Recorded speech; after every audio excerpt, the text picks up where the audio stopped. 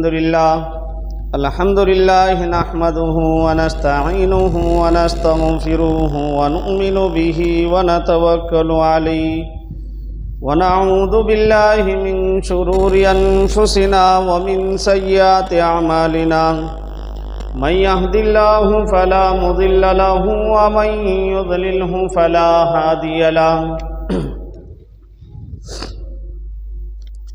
ونشهد أن لا إله إلا الله وحده لا شريك له ونشهد أن سيدنا وسندنا ونبينا ومولانا محمدا عبده ورسوله صلى الله عليه وعلى آله وبارك وسلم تسليما كثيرا كثيرا أما بعد فأعوذ بالله من الشيطان الرجيم بسم الله الرحمن الرحيم وقال الله تبارك وتعالى في القرآن المجيد ومن الليل فتهجد به نافلة لك عسى أن يبعثك ربك مقاما محمودا وقال النبي صلى الله عليه وسلم يا أيها الناس أفشوا السلام وأطعموا الطعام وصلوا والناس نيام تدخلون الجنة بسلام صدق الله العظيم وصدق رسوله النبي الكريم ونحن على ذلك لمن الشاهدين والشاكرين والحمد لله رب العالمين اللهم صل على سيدنا وشفيعنا حبيبنا كريمنا مولانا محمد وبارك وسلم میرے انتہائی قابل احترام واجب الاحترام بھائیوں، بزرگوں اور دوستوں، گزشتہ جمعہ میں آپ حضرات کے سامنے شریعت کے اندر موسم سرما کی کیا اہمیت ہے اس عنوان پر گفتگو کی گئی۔ چند باتیں اس کی رہ گئی تھی جو آج کی مجلس میں انشاءاللہ اس کو بیان کیا جائے گا، اور ساتھ ہی ایک اپیل آپ حضرات سے کرنی ہے۔ اللہ رب العزت سے دعا گو ہوں کہ اللہ مجھے صحیح بولنے، آپ کو صحیح سمجھنے اور ہم دونوں کو اس پر عمل کی توفیق نصیب فرمائے۔ دیکھیے معزز سامعین، گزشتہ جمعہ میں ہمارے سامنے یہ بات آئی تھی کہ یہ جو موسم سرما ہے، ٹھنڈی کا جو موسم ہے، یہ جہنم کی بھاپ ہے کہ جہنم کے اندر اللہ رب العزت نے دونوں قسم کا عذاب رکھا ہے۔ گرم عذاب بھی جہنم کے اندر ہے اور ٹھنڈا عذاب بھی جہنم کے اندر ہے۔ تو اللہ نے جہنم کو سانس لینے کا حکم دیا، تو حدیث میں آتا ہے کہ ایک سانس گرم طبقے نے پھینکا اور ایک سانس ٹھنڈے طبقے نے پھینکا۔ تو جس وقت گرم طبقہ جہنم کا سانس لیتا ہے، سانس پھینکتا ہے، تو اس وقت جو ہے دنیا کے اندر گرمی پڑتی ہے، اور جب جہنم کا ٹھنڈا طبقہ سانس لیتا ہے تو دنیا میں ٹھنڈی پڑتی ہے۔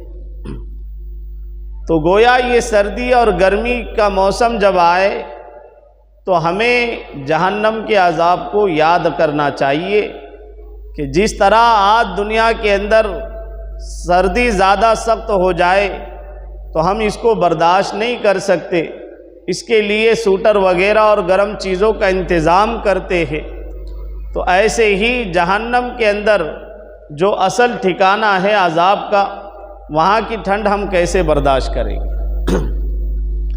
اسی طرح جب دنیا کے اندر گرمی زیادہ ہوتی ہے، زیادہ سخت ہو جاتی ہے، شدید ہو جاتی ہے، تو آدمی گرمی سے بچنے کے لیے سائے کا انتظام کرتا ہے، چھت کا انتظام کرتا ہے، اے سی، کولر، فین اور ایئر کنڈیشن روم کا جو ہے انتظام کرتا ہے، تو ہم اس سے سوچے کہ ہم گرمی کے موسم میں ایک دن کی گرمی کو برداشت نہیں کر سکتے، جب قیامت کا دن ہوگا، سورج تو ابھی میلوں دور ہے، لیکن جب قیامت کا دن ہوگا تو سورج بالکل قریب ہوگا، اس وقت کتنی شدید گرمی اور سخت شدید گرمی ہوگی، ہم اس کو کیسے برداشت کریں گے؟ اور میرے عزیزوں، اس وقت تو کوئی سایہ بھی نہیں ہوگا، کوئی کولر اور جو ہے ٹھنڈی کا انتظام نہیں ہوگا قیامت کے دن۔ اس دن صرف ایک سایہ ہوگا، وہ کون سا؟ عرش کا سایہ۔ حدیث کے اندر آتا ہے کہ اللہ کے حبیب صلی اللہ علیہ وسلم نے فرمایا کہ قیامت کے دن سوائے ایک سائے کے کوئی سایہ نہیں ہوگا، اور وہ سایہ جو ہے اللہ رب العزت کے عرش کا سایہ ہوگا، اور اللہ تبارک و تعالی اس سائے کے اندر 7 خوش نصیب لوگوں کو جو ہے سایہ عطا فرمائے گا۔ کتنے؟ 7 قسم کے خوش نصیب لوگ وہ ہوں گے کہ قیامت کے دن اللہ رب العزت کے عرش کا سایہ ان کو نصیب ہوگا۔ پہلا خوش نصیب شخص جس کو عرش کا سایہ نصیب ہوگا وہ عادل بادشاہ ہے۔ کون ہے؟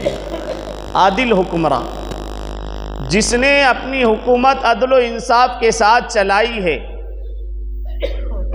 تو اللہ رب العزت ایسے بادشاہ کو اپنے عرش کا سایہ نصیب فرمائے۔ ایک بات ذہن میں رکھے میرے عزیزو،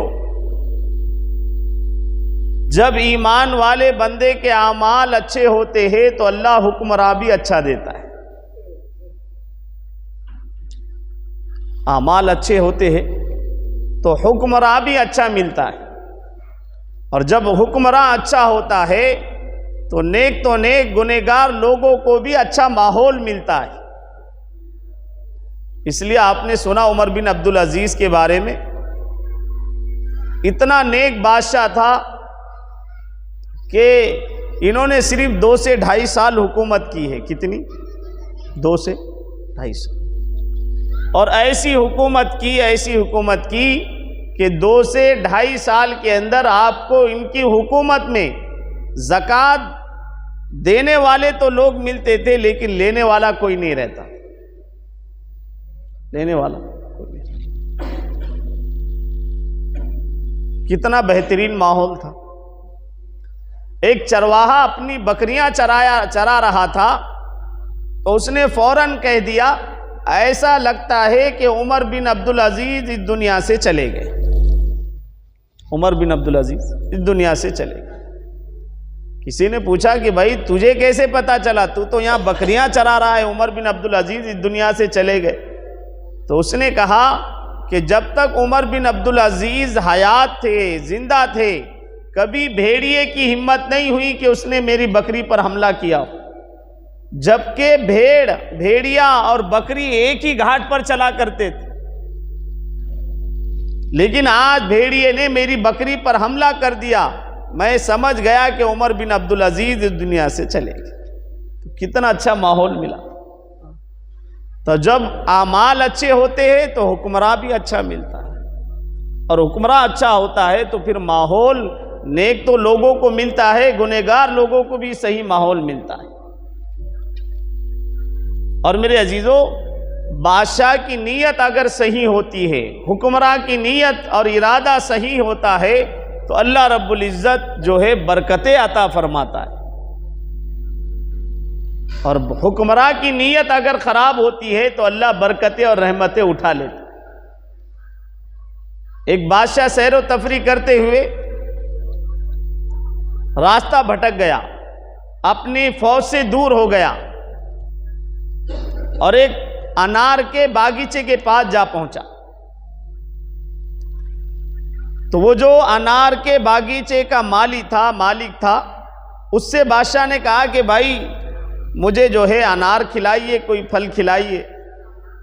اب اس مالک کو معلوم نہیں تھا کہ یہ بادشاہ ہے، اس نے کیا کیا؟ پھل توڑا اور لا کر کے بادشاہ کی خدمت میں پیش کیا۔ بادشاہ نے جب اس پھل کو کھایا، بڑا ہی مزیدار پھل تھا، ذائقے دار پھل تھا۔ بادشاہ کے دل میں خیال آیا کہ اتنا لذیذ دار پھل ہے، لذت دار پھل ہے، اور یہ باغیچہ میری حکومت کے اندر ہے۔ تو بادشاہ نے دل کے اندر سوچا کہ چلو اس باغیچے پر قبضہ کر لیتے۔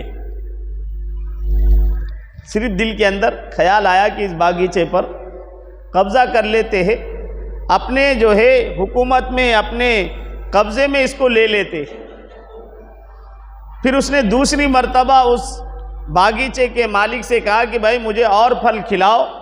جب اس نے دوسرا پھل لایا، بادشاہ جب اس کو کھانے لگا تو اس پھل کے اندر وہ مزہ نہیں تھا جو پہلے والے پھل کے اندر مزہ تھا۔ تو بادشاہ نے اس مالک سے کہا کہ بھائی یہ پھل کے اندر وہ مزہ نہیں آ رہا جو پہلے پھل میں آیا تھا۔ تو وہ مالک کہنے لگا باغیچے کا، اس نے بڑی اچھی بات کہی، کہا کہ ایسا لگتا ہے کہ اس حکومت کے بادشاہ کی نیت میں کھوٹ آ گیا ہے، حکومت کے بادشاہ کی نیت میں کھوٹ آ گیا۔ تو حکمراں کی نیت اور ارادہ صحیح ہوتا ہے تو اللہ برکتیں اور مدد نازل فرماتا ہے۔ تو میں عرض کر رہا تھا کہ اللہ تعالیٰ قیامت کے دن اپنے عرش کا سایہ جس کو نصیب فرمائے گا، اس میں ایک خوش نصیب شخص عادل بادشاہ ہے۔ کون ہے؟ عادل بادشاہ۔ دوسرا خوش نصیب شخص وہ ہوگا جس نے اپنی جوانی کو اللہ کی عبادت میں لگایا ہے، جس نے اپنی جوانی کو اللہ کی عبادت میں اپنی جوانی گوا دی۔ چائے کے ٹیبلوں پر اور چوراہوں پر اور کالجوں کے سامنے اور رات میں اپنے چبوتروں پر بیٹھ کر کے اپنی جوانی برباد نہیں کی، موبائلوں میں، فیس بک میں، انسٹاگرام میں اپنی جوانی کو برباد نہیں کیا، اپنی جوانی کو اللہ کی راستے میں، اللہ کی عبادت میں لگایا ہے۔ اللہ ایسے جوان کو قیامت کے دن اپنے عرش کا سایہ نصیب فرمائے۔ اور فرمایا تیسرا خوش نصیب شخص وہ ہوگا جس کا دل مسجد میں اٹکا رہتا ہو، کہ ایک نماز ہو جاتی ہے تو دوسری نماز کے انتظار میں رہتا ہے، مسجد سے باہر جاتا ہے تو خیال آتا ہے کہ نہ جانے کب نماز کا وقت آئے گا اور کب میں مسجد چلا جاؤں۔ جس کا دل مسجد میں لگا رہتا ہے، اٹکا رہتا ہے، اللہ رب العزت ایسے شخص کو قیامت کے دن اپنے عرش کا سایہ نصیب فرمائے۔ چوتھا وہ دو شخص ہوں گے جو اللہ کے لیے آپس میں دوستی رکھتے تھے اور اللہ کے لیے آپس میں دشمنی رکھتے تھے۔ پانچواں خوش نصیب وہ شخص ہوگا جس کو ایک حسین و جمیل مالدار عورت اپنی طرف مائل کرے، اپنی طرف بلائے، گناہ کے طرف بلائے، اور وہ شخص کہے کہ میں اللہ سے ڈرتا ہوں۔ ایسے شخص کو اللہ قیامت کے دن اپنے عرش کا سایہ نصیب فرمائے۔ چھٹا وہ شخص ہوگا جس کو اللہ اپنے عرش کا سایہ نصیب فرمائے گا کہ جس نے اتنا چھپ کر کے صدقہ کیا ہے، اتنا پوشیدہ طور پر صدقہ کیا ہے کہ ایک ہاتھ سے دیا تو دوسرے ہاتھ کو پتہ بھی نہیں چلا کہ اس ہاتھ نے کیا خرچ کیا، اتنا چھپ کر کے صدقہ کیا۔ اور ساتواں وہ خوش نصیب شخص ہوگا جس کو اللہ اپنے عرش کا سایہ نصیب فرمائے گا کہ جو تنہائی میں اللہ کا ذکر کرتا تھا، جو تنہائی میں اللہ کو یاد کرتا تھا، جس نے اپنی تنہائی کو گندے اعمال میں اور گناہ کے اندر نہیں گزارا بلکہ اللہ کو یاد کیا، اللہ رب العزت ایسے شخص کو قیامت کے دن، جس دن کوئی سایہ نہیں ہوگا، اپنے عرش کا سایہ نصیب فرمائے۔ تو بتانے کا مقصد یہ ہے کہ آج معمولی زیادہ گرمی ہو جائے یا زیادہ سردی ہو جائے، آدمی برداشت نہیں کر سکتا۔ قیامت کے دن میرے عزیزو سورج تو اس سے بھی قریب ہوگا، اور اس وقت نہ کوئی کولر کا انتظام ہوگا، نہ کوئی فین کا انتظام ہوگا، نہ کوئی اے سی کا انتظام ہوگا۔ اس دن تو صرف اللہ کے عرش کا سایہ ہوگا، اور وہ کن لوگوں کو ملے گا میں نے تفصیل سے آپ کے سامنے بتا دیا۔ تو ہم اس موسم سرما کو، اس ٹھنڈی کے موسم کو غنیمت جان لے، یہ اچھا موقع ہے، اس سے فائدہ اٹھا لے۔ اور میں نے پچھلی جمعہ میں کہا تھا کہ اس موسم میں فائدہ اٹھانے کے لیے دو اعمال ہے، ایک تو روزے کا اہتمام کرے، دوسرا تہجد کا اہتمام کرے۔ اس لیے کہ ٹھنڈی کے موسم میں دن چھوٹا ہوتا ہے اور رات بڑی ہوتی ہے، تو دن میں روزہ رکھنا آسان ہو جاتا ہے اور رات میں جو ہے اٹھ کر کے تہجد پڑھنا آسان ہو جاتا ہے۔ تہجد کی نماز میں اللہ نے بڑے فائدے رکھے، بڑی بھلائی اور خیر چھپا رکھی۔ فرماتے ہیں ایک فائدہ تو تہجد کی نماز کا یہ ہے کہ جو بندہ، ویسے تو میرے عزیزو جو بندہ نماز کا اہتمام کرتا ہے، ہر نماز اس کو بے حیائی اور برائی سے روکتی ہے۔ چاہے کوئی بھی نماز ہو، انسان کو بے حیائی اور غلط کام سے روکتی ہے۔ اگر ہماری نماز ہم کو غلط کام سے نہیں روک رہی ہے، بے حیائی سے نہیں روک رہی ہے، تو میرے عزیزو میرے اور آپ کی نماز میں کمی ہے، اللہ کے ارشاد میں کوئی کمی نہیں ہے۔ اللہ رب العزت ارشاد فرماتا ہے ان الصلاۃ تنہی عن الفحشاء، کہ بے شک نماز بے حیائی اور بری باتوں سے روکتی ہے۔ اسی آیت کے ضمن میں ایک حدیث ہے، حضرت ابو ہریرہ رضی اللہ تعالیٰ عنہ روایت کرتے ہیں، اللہ کے حبیب صلی اللہ علیہ وسلم کے پاس ایک آدمی آیا اور آ کر کے کہنے لگا، اے اللہ کے نبی، ان فلانا یصلی باللیل فاذا اصبح سرق۔ اے اللہ کے نبی، ایک آدمی ہے جو رات بھر نمازیں پڑھتا ہے، رات بھر عبادت کرتا ہے، لیکن صبح ہوتی ہے تو چوری کرتا ہے۔ رات میں تو عبادت کرتا ہے، صبح ہوتی ہے تو چوری کرتا ہے۔ تو اللہ کے حبیب صلی اللہ علیہ وسلم نے کیا فرمایا؟ ان قریب اس کی نماز اس کو اس عمل سے روک دے گی۔ ان قریب اس کی یہ نماز اس کو اس عمل سے روک دے گی۔ بولنے کا مقصد یہ ہے کہ ہر نماز تو گناہ سے روکتی ہے، لیکن خاص کر تہجد کی رات کی عبادت، رات کی نماز بندے کو گناہ سے روکتی ہے۔ کیوں؟ اس لیے کہ بندہ تہجد کی نماز میں اپنے آپ پر مشقت ڈالتا ہے، نرم بستر سے اٹھ کر کے، میٹھی نیند سے اٹھ کر کے وضو کرتا ہے، نماز پڑھتا ہے، اللہ سے سرگوشی کرتا ہے۔ اب اس بندے کے دل میں خیال آتا ہے، میں نے اتنی محنتیں کی، سردی کا موسم تھا، گرم بستر کو چھوڑا، پانی سے وضو کیا، اللہ کے سامنے سجدہ کیا، اتنی مشقت میں اپنے جسم کو ڈالا، اب اگر میں کوئی گناہ کروں گا تو ایسا نہ ہو کہ میرا گناہ میرے اس نیک عمل کو ضائع کر دے، برباد کر دے۔ اس وجہ سے وہ بندہ اب گناہ نہیں کرتا۔ تو تہجد یہ ذریعہ نہیں بنا گناہ سے رکنے کا۔ تو تہجد کا ایک فائدہ یہ ہے کہ یہ بندے کو گناہ سے روکتی ہے۔ دوسرا فائدہ تہجد کا یہ ہے کہ جو بندہ تہجد کا اہتمام کرتا ہے، اللہ اس بندے کو نیک لوگوں کی صحبت عطا کرتا ہے۔ کن لوگوں کی صحبت؟ نیک لوگوں کی صحبت۔ گزشتہ جمعہ میں یہ بات بھی میں نے بتائی تھی کہ جو آدمی اپنی قدر و قیمت کو بڑھانا چاہتا ہے، اپنے اندر اچھے اوصاف لانا چاہتا ہے، اس کے 4 طریقے ہیں۔ ان میں سے ایک طریقہ یہ ہے کہ وہ نیک لوگوں کی صحبت اختیار کرے، اور اللہ نیک لوگوں کی صحبت اس بندے کو عطا کرتا ہے جو تہجد کی پابندی کرتا ہے۔ اور اسی پر بس نہیں، وہ نیک لوگوں کی صحبت بھی اس کو ملتی ہے اور اللہ کا قرب بھی اس بندے کو حاصل ہوتا ہے۔ جو بندہ تہجد کا اہتمام کرتا ہے وہ اللہ کا قریبی بن جاتا ہے۔ اللہ اس کو گناہوں سے بھی، وہ تہجد اس کو رکاتی ہے اور جسم کی بیماریوں سے بھی اس کی حفاظت کرتی ہے۔ اللہ کے حبیب صلی اللہ علیہ وسلم نے فرمایا، تم رات کے جاگنے کو لازم پکڑ لو، رات کے جاگنے کو لازم پکڑ لو، اس لیے کہ یہ تم سے پہلے نیک لوگوں کا طریقہ رہا ہے۔ اور فرمایا رات کی عبادت، رات کا قیام، رات کا رکوع و سجدہ، یہ اتنا بہترین عمل ہے کہ بندے کو اللہ سے قریب کر دیتا ہے اور اس کے گناہوں کا کفارہ ہے، اور اللہ اس تہجد کی برکت سے اس کے جسم کو بیماریوں سے دور رکھتے ہیں۔ تو تہجد کا ایک فائدہ یہ ہے کہ اس سے نیک لوگوں کی صحبت اور اللہ کا قرب حاصل ہوتا ہے۔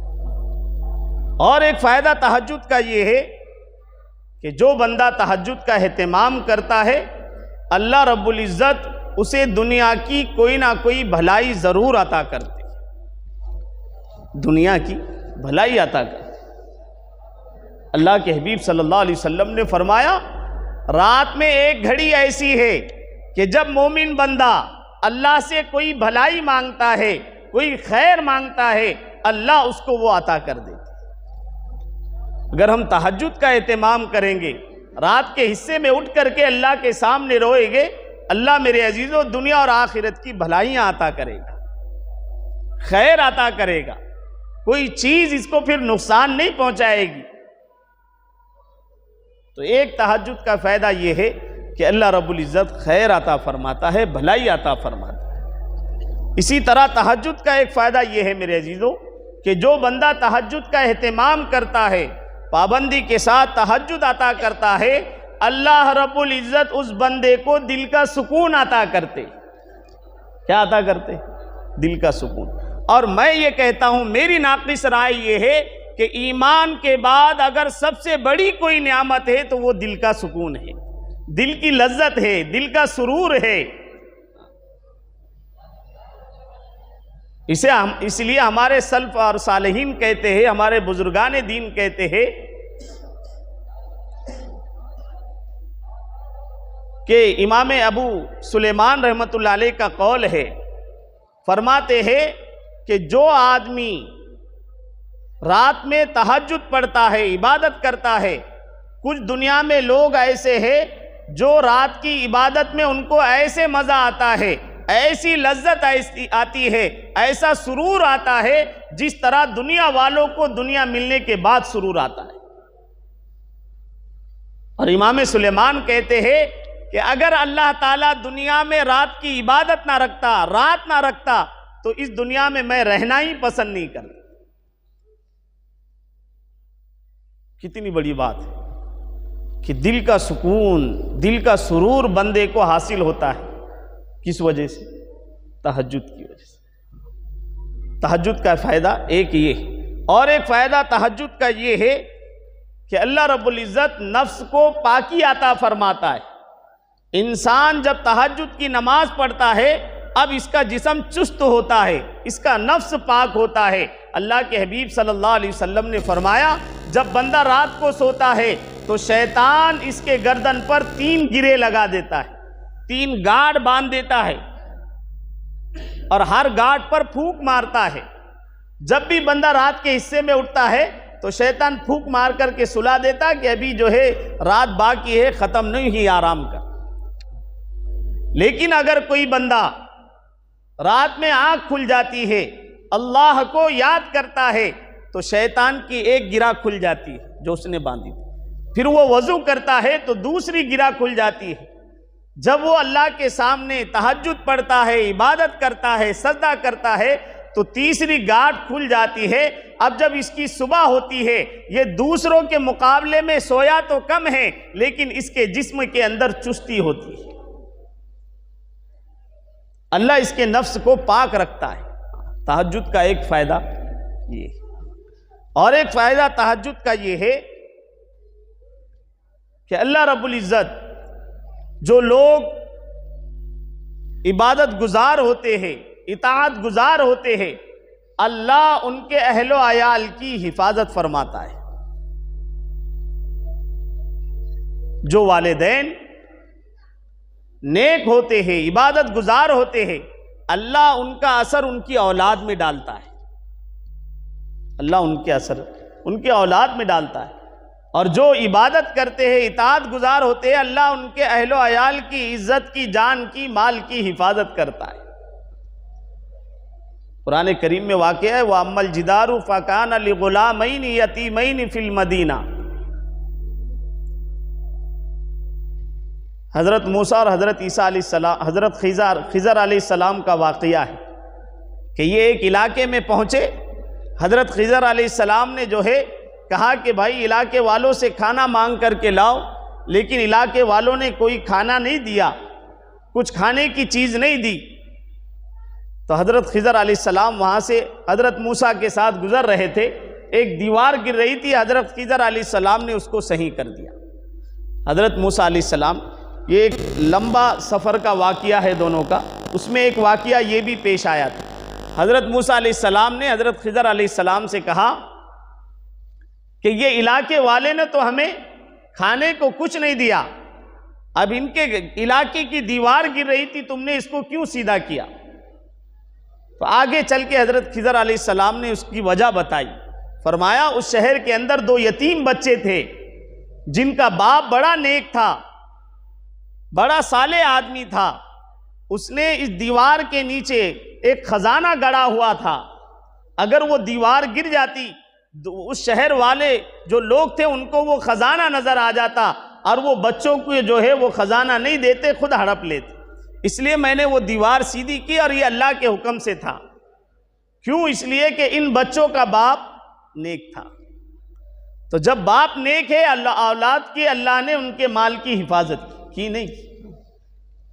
باپ نے جو ہے نیک سیرت باپ تھا، اولاد کے لیے خزانہ چھپا کر کے رکھا، اللہ نے اس خزانے کی حفاظت خضر علیہ السلام کے ذریعے کی، تاکہ جو ہے جب بچے جوان ہو جائے تو اپنا خزانہ پالے۔ تو جو بندہ عبادت گزار ہوتا ہے، اطاعت گزار ہوتا ہے، تہجد کا جو ہے پابند ہوتا ہے، اللہ رب العزت جو ہے اس کے گھر والوں کی، اس کے اہل و عیال کی حفاظت فرماتے ہیں۔ اور ایک تہجد کا فائدہ میرے عزیزو یہ ہے کہ تہجد پڑھنے والے کا جو چہرہ ہے وہ روشن ہوتا ہے، چمکدار ہوتا ہے۔ جو بندے تہجد کا اہتمام کرتے ہیں ان کے چہرے روشن دار ہوتے ہیں۔ فرمایا کہ جو بندہ خلوت کے اندر اللہ کی عبادت کرتا ہے، اللہ سے سرگوشی کرتا ہے، اللہ جلوت کے اندر جو ہے اس کے اثرات ان پر ڈال دیتا ہے۔ حسن بصری رحمت اللہ علیہ سے کسی نے پوچھا کہ حضرت یہ تہجد پڑھنے والے کے چہرے روشن اور چمکدار کیوں ہوتے ہیں؟ تو حسن بصری نے کہا کہ یہ خلوت میں اللہ کو یاد کرتے ہیں، خلوت میں اللہ ان کے ساتھ ہوتا ہے، تو اللہ رب العزت اس خلوت کی برکت سے، اس تہجد کی برکت سے اپنے نور میں سے کچھ حصہ اس بندے کو عطا کر دیتا ہے، جس کی وجہ سے تہجد گزار کے چہرے روشن ہوتے ہیں۔ اولیاء کہتے ہیں کہ ہم نے تہجد گزار والوں کے چہروں پر دیکھا، زندگی میں بھی اور موت کے وقت بھی ان کے چہرے نورانی تھے، ان کے چہرے چمکدار تھے۔ آج نہ جانے چہروں کو گورا کرنے کے لیے کیسے کیسے کریم صابن اور وغیرہ استعمال ہوتے ہیں، اصل روشن چہرہ تو میرے عزیزو تہجد کی وجہ سے ہوتا ہے، اور اللہ اپنے نور میں سے کچھ حصہ عطا کر دیتا ہے۔ جس طرح اللہ کے نور کو زوال نہیں، اسی طرح اللہ نے جس کو اپنے حصے نور میں سے کچھ حصہ دیا اس کے بھی جو ہے روشن اور اس کے بھی چمک نورانیت کی جو ہے زوال نہیں آ سکتی۔ تہجد کا فائدہ ایک ہی ہے، اور فرمایا ایک فائدہ یہ ہے کہ اللہ رزق کے اندر وسعت فرماتا ہے، برکت عطا فرماتا ہے۔ وَمَن يَتَّقِ اللَّهَ يَجْعَلْ لَهُ مَخْرَجًا وَيَرْزُقْهُ مِنْ حَيْثُ لَا يَحْتَسِبُ، کہ جو بندے اللہ سے ڈرتے ہیں، اللہ کا خوف رکھتے ہیں، اللہ کہہ رہا ہے میں ان کو ایسی جگہ سے رزق دیتا ہوں کہ ان کو گمان بھی نہیں ہوتا، ان کے وہم و گمان میں بھی نہیں آتا کہ مجھے یہاں سے روزی مل سکتی، اللہ اسی جگہ سے ان کو روزی عطا فرماتا۔ اور تقوی، میں نے بتایا اس تقوی آنے کا ایک ذریعہ جو ہے وہ تہجد ہے۔ شروع میں جو مثال دی نا کہ تہجد پڑھنے والا گناہوں سے رکتا ہے، گویا اس کے اندر تقوی آ جاتا ہے۔ تو فرمایا جو تقوی اختیار کرتا ہے، آج جس روزی کے لیے میں اور آپ پریشان ہیں، اللہ رب العزت وہ روزی ایسے جگہ سے عطا کر دے گا جس کا وہم و گمان بھی نہیں ہو۔ تہجد کا ایک فائدہ یہ، اور اخروی بھی میرے عزیزو تہجد کے بہت سارے فائدے، اس میں سے ایک فائدہ یہ ہے کہ جو بندہ تہجد گزار ہوتا ہے، نیک ہوتا ہے، عبادت گزار ہوتا ہے، اللہ اس کی قبر کو وسیع کر دیتا ہے۔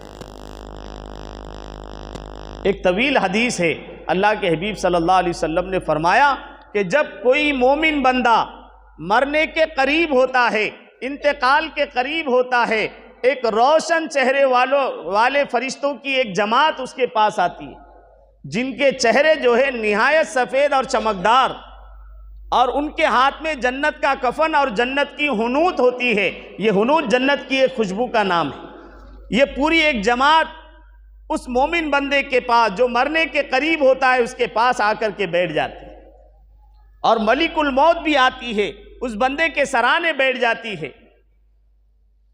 اور ملک الموت اس سے کہتی ہے کہ اے نفس مطمئنہ، چل نکل کر اللہ کی خوشنودی اور اللہ کی مغفرت کی طرف۔ حدیث میں لکھا ہے کہ جب ملک الموت اس بندے کی روح کو نکالتی ہے، ابھی اس کے ہاتھ میں بھی نہیں آتی، وہ جماعت جو روشن چہرے والی فرشتوں کی جماعت ہے وہ فوراً اس کی روح کو لے لیتی ہے، جنت کا کفن اس کو پہناتی ہے، جنت کی خوشبو اس کو لگاتی ہے، جس سے اس کا جسم معطر ہو جاتا ہے، اس کی روح معطر ہو جاتی ہے۔ فرشتوں کی یہ جماعت اس کی روح کو لے کر کے آسمان کی طرف چلنے لگتی ہے، اور جتنے راستے میں فرشتے ملتے ہیں، جتنی فرشتوں کی جماعت ملتی ہے، سب اس کی خوشبو سونگھ کر کے کہتے ہیں کہ یہ پاکیزہ روح کس کی ہے؟ فرشتے کہتے ہیں اس بندے کا نام بتاتے ہیں جو دنیا میں جس نام سے اس کو پکارا جاتا، اور اسی پر بس نہیں، اس کی روح کو لے کر جب پہلے دنیا کے آسمان پر پہنچتے ہیں، دنیا کے آسمان کا جب دروازہ کھلتا ہے، وہاں کے فرشتے بھی اس میت کے اس کے روح کے ساتھ چلنے لگتے ہیں اور دوسرے آسمان تک اس کو چھوڑ کے آتے، پھر دوسرے والے تیسرے پر، تیسرے والے چوتھے پر، چوتھے والے پانچویں پر، پانچویں والے چھٹے پر، اور چھٹے والے ساتویں آسمان۔ اور اللہ رب العزت کہتا ہے کہ میرے اس بندے کے نام اعمال کو علیین میں رکھ دو، اور اس کی روح کو اس کے جسم میں یعنی مٹی کی طرف واپس لوٹا دو، اس لیے کہ میں نے اپنے بندے کو مٹی سے پیدا کیا اور مٹی میں ہی اس کو دفن کروں گا، اور قیامت کے دن مٹی ہی سے اس کو نکالوں گا۔ اب فرشتے اس کو روح کو لاتے ہیں اور جسم میں لوٹا دیتے ہیں۔ اب دو فرشتے آتے ہیں، پھر سوال کرتے ہیں من ربو کا، بتا تیرا رب کون ہے؟ بندہ کہتا ہے اللہ۔ بتا تیرا دین کیا ہے؟ بندہ کہتا ہے اسلام۔ بتا وہ شخص کون ہے جو تیری طرف بھیجے گئے تھے؟ کہتا ہے کہ وہ اللہ کے پیغمبر حضرت محمد صلی اللہ علیہ وسلم تھے۔ فرشتے کہتے ہیں تیرا علم کیا ہے؟ کہتا ہے کہ میں نے اللہ کی کتاب پڑھا، اس پر میرا ایمان ہے، میں اس کی تصدیق کرتا ہوں۔ آسمان سے آواز آتی ہے میرے بندے نے سچ کہا۔ اللہ حکم دیتا ہے کہ میرے اس بندے کو جنت کا بستر اس کے لیے بچھاؤ، جنت کا لباس اس کے لیے اس کو پہناؤ، اور جنت کی کھڑکیاں اس کے لیے کھول دو۔ اب جنت کی کھڑکیاں کھلتی ہے، ہوائیں آتی ہے، خوشبو آتی ہے، یہ اس کے مزے لے رہا ہوتا ہے۔ پھر اتنے میں ایک عمدہ لباس، عمدہ خوشبو والا ایک آدمی، نہایت سفید چمکدار اس کا چہرہ، اس کے پاس آ کر کے بیٹھتا ہے۔ یہ بندہ اس کے چہرے کو دیکھ کر کے کہتا ہے کہ بھائی آپ کون ہیں؟ وہ بندہ کہتا ہے کہ میں تیرے نیک اعمال ہوں، میں تیرے نیک اعمال۔ اس لیے میرے عزیزو، تہجد کا ایک فائدہ یہ ہے، پھر اللہ رب العزت تا حد نگاہ اس کی قبر کو وسیع کر دیتا ہے۔ یہ چند فوائد ہے تہجد کے، اللہ نے یہ موقع ہم کو دیا ہے، ہم اس کو غنیمت جان لے کہ یہ موسم سرما میں رات لمبی ہوتی ہے، بجائے گنہگاری میں گزارنے کے نیک اعمال کے اندر تہجد کی پابندی میں اس رات کو گزاریں۔ کریں گے بھائی پابندی؟ اللہ رب العزت سے دعا ہے کہ اللہ تعالیٰ مجھے بھی اور آپ کو بھی عمل کی توفیق نصیب فرمائے۔ وآخر دعوانا الحمدللہ۔